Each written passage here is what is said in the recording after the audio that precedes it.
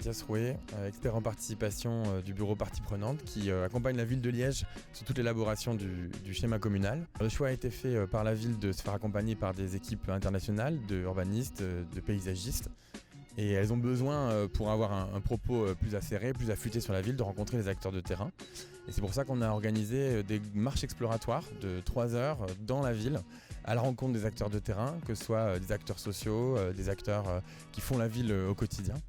Ces marches ont été organisées pour eux et pour des temps d'échange avec les Liégeois. Et elles vont leur permettre ensuite de consolider leur vision de la ville dans la phase ultérieure. La première marche exploratoire a eu lieu autour du boulevard de l'Automobile. Les 3 équipes qui participent au schéma de développement communal ont sillonné le quartier. Ils y ont rencontré des acteurs économiques comme la menuiserie Xylome ou encore le responsable de Belle-Île qui a présenté le projet d'extension de ce centre et notamment son volet environnemental. C'est ce qu'on appelle le Paris-Proof carbone neutre. Ouais. Pour tous les projets où on fait un investissement d'une taille pareille, on fait une analyse sur la durabilité avec un plan en étapes de dire oui, si on fait un investissement d'une telle montant importante, comment est-ce qu'on peut arriver avec dans une perspective 2040 à une zone qui est carbone neutre.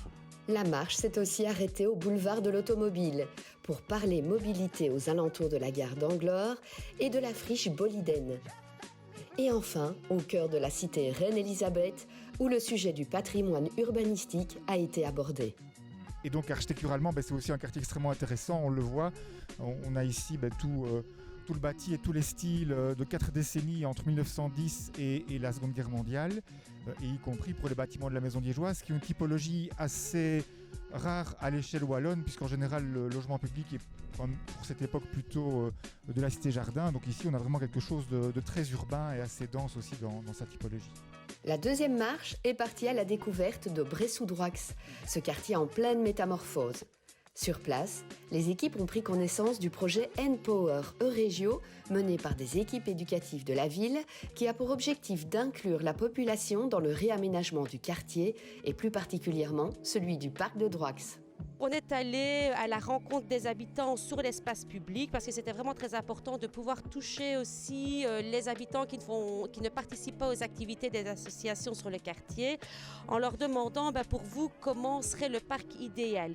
Et puis on a fait aussi des exercices d'intelligence collective où ils ont pu alors imaginer collectivement ce qui serait intéressant pour que le parc soit accessible, pour qu'il soit convivial, etc.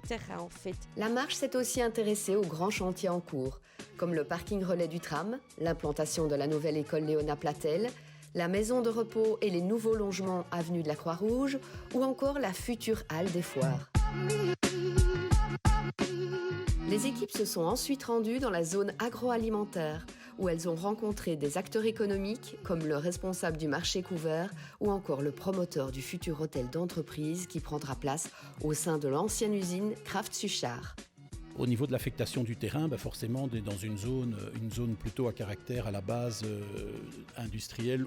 Donc nous, on s'est dit, on ne peut pas faire de logement, on ne peut pas aller vers d'autres choses. Donc on va redévelopper l'ensemble du site, mais plutôt dans un esprit immeuble de bureau et plutôt un immeuble. C'est un peu comme, on dirait, un gros business center. Donc c'est-à-dire avec des entreprises de taille moyenne ou petite, et de faire une espèce de mini-campus. La découverte du quartier s'est terminée avenue Georges Truffaut pour évoquer les aspects mobilité avec le vaste projet de requalification en boulevard urbain de la portion d'autoroute située entre le pont-barrage de Montsaint et le pont Atlas.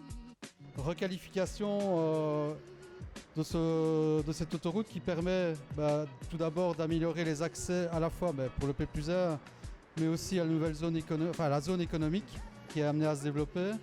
Donc il y a la création d'un carrefour ici en lien avec le P+R, mais également un autre carrefour qui est en lien avec l'avenue Jupy qui donne notamment au marché matinal que nous avons vu tout à l'heure. La dernière marche exploratoire a traversé les quartiers du Thiers à Liège et de Saint-Walburge.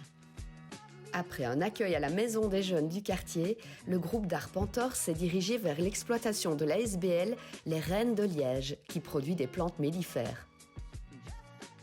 Le groupe a ensuite visité les jardins potagers du collectif Dewey, un oasis de nature à 2 pas du centre-ville, avant de traverser le Terril, batterie ancien, l'occasion d'aborder le passé minier de la ville. On est ici sur batterie ancien, donc c'est un ancien charbonnage. Aujourd'hui, c'est un espace vert qui couvre environ 16 hectares. Il est lié au charbonnage batterie nouveau ici, lui qui fait environ une quinzaine d'hectares. Donc les deux espaces verts font ensemble plus ou moins une trentaine d'hectares. Ce qu'il faut se rendre compte, c'est que ici, sur ce plateau-ci, jusque 1968, c'était un site d'extraction de charbon avec tous les bâtiments qu'il y avait dessus. Il y avait les 2 puits, donc qui sont ici recouverts par les dalles en béton. Au-dessus de ces puits-là, il y avait 2 belles fleurs, comme on appelle ça en Belgique. C'est des châssis d'échevalement, voilà, en France. Il y avait les bâtiments avec des machines d'extraction, avec les sortes de triage du charbon, de lavage. Et puis alors tous les sites, tous les mécanismes pour déplacer les stériles et le charbon. Avant de clôturer ces 3 journées à la ferme des enfants, le groupe a pu échanger avec un ancien maraîcher, M. Roulou, sur les enjeux et contraintes de l'agriculture urbaine. Nous sommes maraîchers de père en fils depuis je vais dire, plus ou moins 150 ans. Et nous, on est retraités, il n'y a plus personne qui reprend l'exploitation, mais les terres sont cultivées par nos producteurs. Et voilà, donc elles sont toujours en activité. C'est des légumes que nous cultivons, que nous avons cultivés pour le marché de Drax, entre autres, les grandes surfaces. Les terres ici ne sont plus appropriées, je veux dire, aux cultures actuelles.